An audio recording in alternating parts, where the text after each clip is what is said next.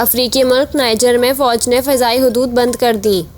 गुज़िश्ता माह नाइजर फ़ौज ने बगावत करते हुए सदर मोहम्मद बाज़ोम की हुकूमत का तख्ता उलट दिया था।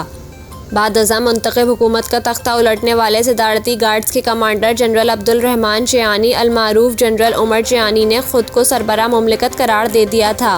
कौम से खिताब में जनरल अब्दुल रहमान का कहना था कि मुल्क की सिक्योरिटी की बिगड़ती सूरत हाल और बैड गवर्नेंस के बायस हुकूमत का तख्ता उलटने का फैसला किया गया।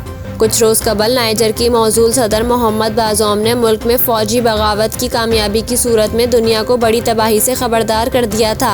नाइजर के माजूल सदर मोहम्मद बाज़ोम ने अमरीकी अखबार वाशिंगटन पोस्ट में लिखे गए मज़मून में आलमी बरादरी से इनकी हुकूमत वापस दिलवाने का मुतालबा किया और साथ ही खबरदार किया कि मुल्क में फ़ौजी बगावत की कामयाबी की सूरत में दुनिया के लिए ख़तरनाक नताइज होंगे।